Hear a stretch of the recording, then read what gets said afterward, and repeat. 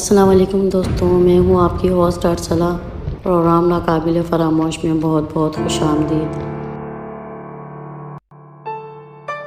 امید کرتی ہوں آپ سب لوگ خیریت سے ہوں گے۔ آپ کو بتاتی چلوں کہ میں کہانی اس لیے اپلوڈ نہیں کر پا رہی تھی کہ میرا گھر بن رہا تھا۔ جیسا کہ آپ جانتے ہیں گھر بننے میں کافی ٹائم لگ جاتا ہے، اور اس کے علاوہ کچھ دن پہلے میری طبیعت بہت زیادہ خراب ہو گئی تھی۔ ابھی بھی مجھے بخار ہے، لیکن میں نے کہا کہ چلو آپ کے لیے یہ کہانی اپلوڈ کروں۔ عمران صاحب نے کہا تھا کہ میری کہانی اپلوڈ کر دینا، اور وہ کافی دن سے بلکہ کافی عرصے سے انتظار میں ہے۔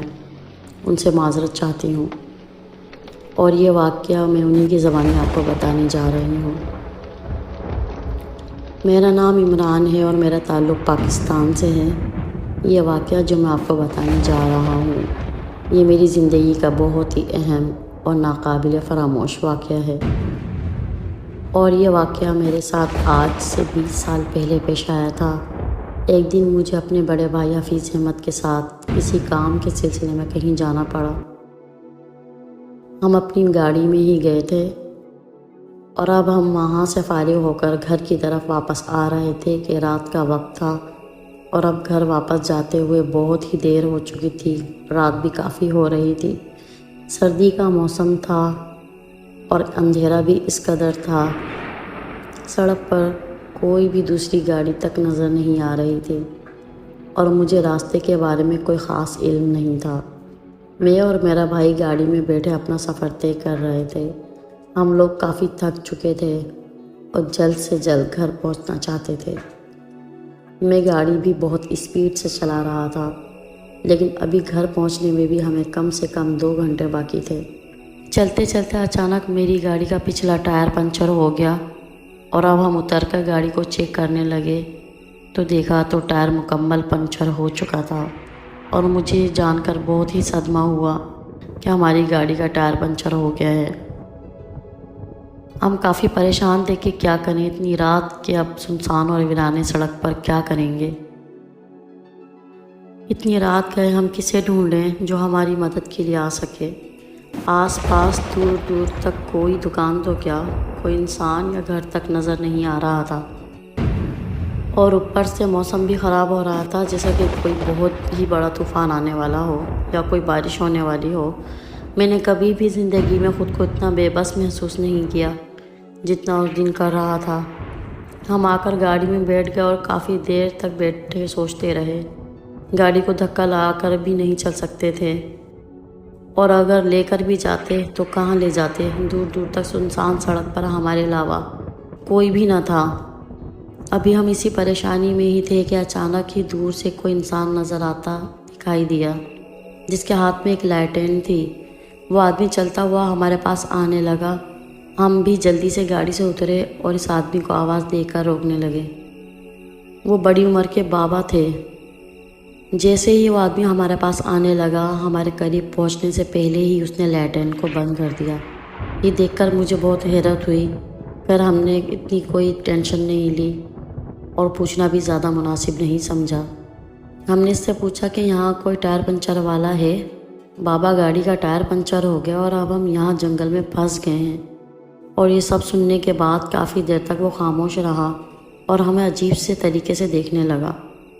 ہم نے پھر سے اس سے پوچھا کہ بابا یہاں کوئی دکان وغیرہ ہے؟ ہمیں ٹائر بدلنا ہے۔ وہ اسی طرح خاموش ہمیں دیکھتا رہا، اور پھر تھوڑی دیر بعد بولا کہ نہیں، یہاں کچھ بھی نہیں ملے گا۔ ہم نے کہا کہ اس سنسان سڑک پر رات کیسے گزاریں گے؟ اس نے کہا کہ اگر آپ ایسا کریں، اس سڑک سے کچھ دور جا کے میری ایک جھونپڑی ہے، اگر چاہو تو صبح تک وہاں پر ٹھہر سکتے ہو۔ ہم نے پوچھا کہ آپ اس جنگل میں کیسے رہتے ہیں، اور وہ بھی اکیلے؟ اس نے کہا کہ ہاں، میں شروع سے ہی اکیلا رہنا پسند کرتا ہوں، چلو چلتے ہیں۔ ہم اس کے پیچھے چلتے گئے۔ تھوڑا آگے گئے تو ہمیں بدبو سی آنے لگی، اور وہ بہت ہی گندی بدبو تھی، جیسے کوئی جانور مرا پڑا ہو۔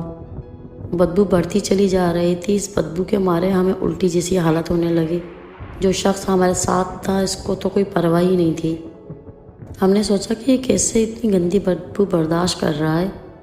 اس بدبو کے ساتھ ساتھ ہم اس کی جھونپڑی تک پہنچ تو گئے۔ اس نے ہمیں رکنے کو کہا اور بولا کہ آپ ادھر ہی رکیں، میں ابھی آیا۔ یہ الفاظ کہہ کر وہ جانے کو مڑا ہی تھا کہ میرے بھائی کی اس پر نظر پڑی، اس نے جو منظر دیکھا وہ دیکھنے کے قابل تھا۔ کیا دکھتا ہے کہ شخص کے جو پاؤں تھے وہ بالکل ہی الٹے تھے، وہ الٹے پاؤں ہی چل رہا تھا۔ یہ منظر دیکھ کر میرے بھائی کے جسم میں لرزہ طاری ہو گیا۔ میں نے اس سے پوچھا کہ کیا ہو گیا تم کو؟ اس نے بتایا کہ شخص کو تو دیکھو، اسے پاؤں دیکھو۔ میں نے بھی یہ منظر اپنی آنکھوں سے دیکھا، جو کہ بالکل ہی الٹے پاؤں چل رہا تھا۔ ہم دونوں ہی اس کے سارے جسم کو غور سے دیکھ رہے تھے اور اسے ظاہر کیے بنا بھاگنے کا راستہ تلاش کرنے لگے۔ ہم نے دیکھا کہ اس کے ہاتھ کے ناخن بڑھتے چلے جا رہے ہیں اور انتہائی بھیانک ہوتے چلے جا رہے ہیں۔ وہ شخص چلتے ہوئے بہت ہی بری بری آوازیں نکال رہا تھا، جسے ہم اپنے کانوں سے سن رہے تھے۔ ہمارے پاؤں تلے زمین نکل رہی تھی اور یہ منظر دیکھ کر ہمارے جسم میں خوف پھیل گیا تھا۔ ہمیں کچھ بھی سمجھ نہیں آ رہا تھا کہ ہم کیا کریں۔ میرے بھائی نے بھاگنے کا اشارہ کیا، ہم نے ہمت دکھائی۔ ہم اتنی تیزی سے بھاگے کہ ایک دوسرے سے آگے پیچھے ہوتے جا رہے تھے اور اللہ اکبر کے نعرے لگانے لگے۔ بھاگتے بھاگتے ہم اپنی گاڑی کی طرف پہنچے اور گاڑی میں اندر جا کر بیٹھ گئے۔ دل پھٹنے کو آ رہا تھا، جیسے کہ ابھی باہر آ جائے گا۔ اچانک ہی اللہ کے فضل سے ہمیں ایک گاڑی آتی دکھائی دی۔ جلدی سے گاڑی سے اتر کر اس کو مدد کے لیے رکنے کو کہا۔ وہ رکا اور ہم نے اسے اپنا سارا واقعہ بتایا۔ انہوں نے جلدی سے ہماری گاڑی کا ٹائر بدلوانے میں ہماری مدد کی اور اس طرح سنسان سڑک والے جنگل سے نکلنے میں ہم کامیاب ہو گئے۔ یہ تھا وہ واقعہ جو انہوں نے ہم سے شیئر کیا۔ عمران صاحب سے پھر سے ایک بار معذرت چاہتی ہوں کہ ان کی کہانی بہت لیٹ پوسٹ کی گئی ہے، اور اپنا بہت خیال رکھیے گا، دعا میں یاد کرتے رہیے گا، اپنے واقعات ایسے ہی ہمیں شیئر کرتے رہیے گا۔ اللہ حافظ، اللہ نگہبان۔